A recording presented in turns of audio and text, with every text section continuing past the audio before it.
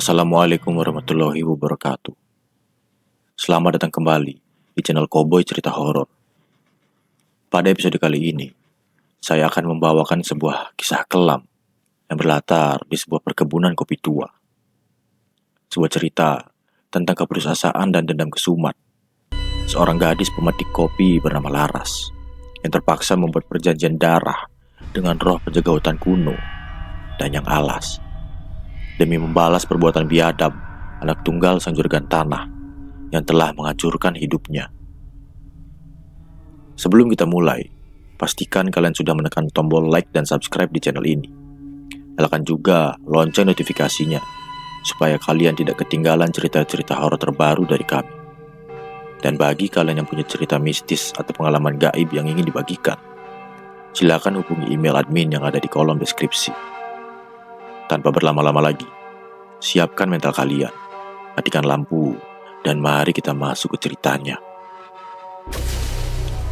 Malam yang dingin di gudang pengolahan kopi tua itu jadi saksi bisu atas hancurnya kehidupan seorang gadis batang kara bernama Laras. Tubuhnya tergeletak lemas di atas lantai kayu yang berdebu.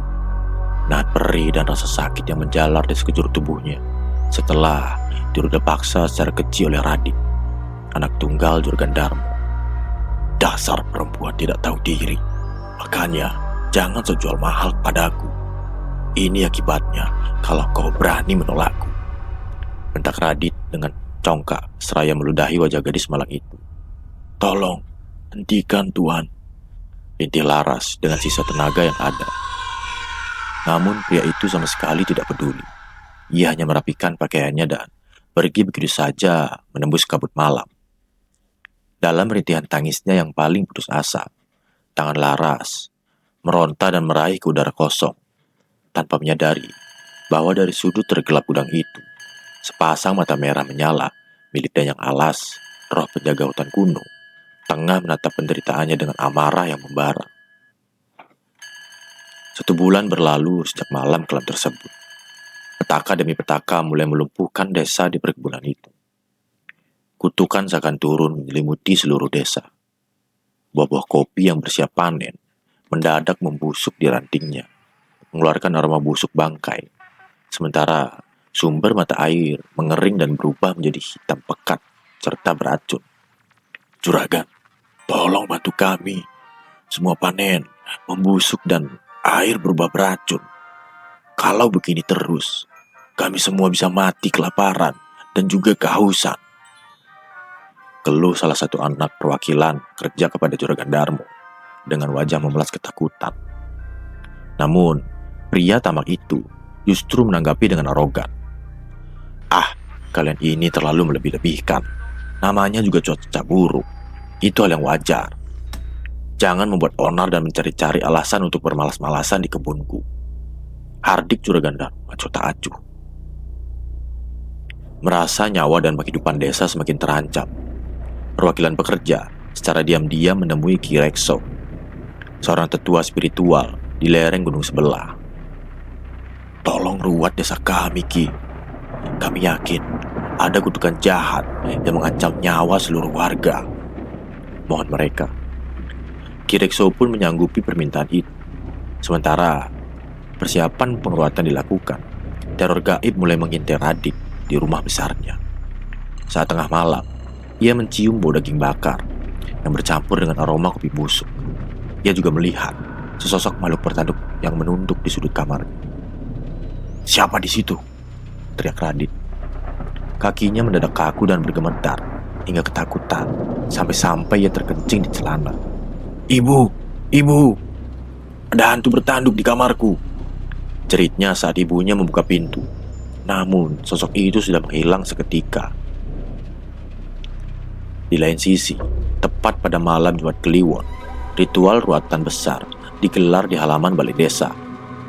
Di tengah kekusyukan rapalan doa Ki Rekso, cuaca berubah menjadi sangat panas dan pengap, hingga seorang gadis pemetik kopi bernama Ratri tiba-tiba menjerit histeris dan kerasukan. Jangan ikut campur urusanku, manusia tua, geram Ratri dengan suara parau yang menggema, menatap tajam ke arah Ki Rekso.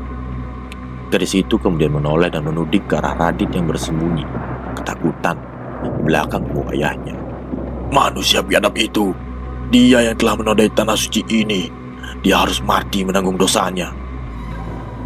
Teriak Ratri yang langsung menerjang dan mencekik leher Radit dengan tenaga luar biasa.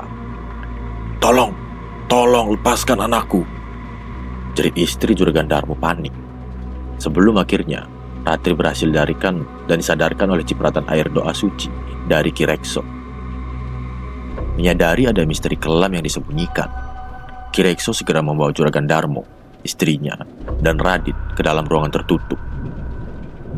Jujur saja, perbuatan biadab apa yang telah kau lakukan, anak muda?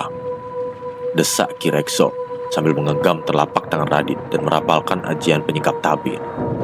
Tiba-tiba, telapak tangan Radit melepuh hebat, seakan digegambar api. Panas! Aduh, ampun Ki, panas sekali! Pekik Radit menangis kesakitan, sementara tangannya mengeluarkan asap. Ki Rekso menatap tajam ke arah keluarga itu. Laras, gadis pemilik kopi itu, telah membuat perjanjian darah dengan Danyang Alas untuk membalas dendam atas perbuatan bejat.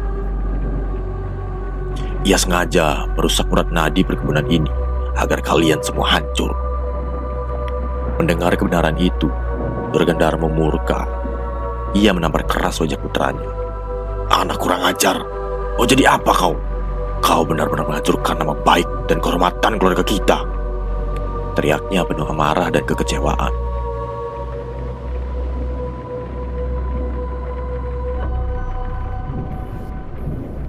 Keluarga Juragan Darmo yang dilanda rasa bersalah bergegas mendatangi gubuk reot Laras keesokan harinya untuk memohon ampun. Rumahnya kosong pelopok, Juragan. Sepertinya ia sudah lama pergi, lapor seorang pekerja yang ikut mencari.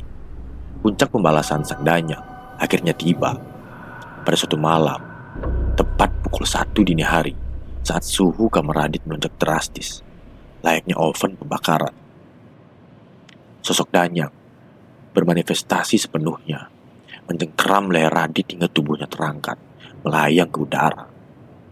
Ampun, tolong, lepaskan aku, rintih Radit yang tercekik dan meronta kehabisan nafas.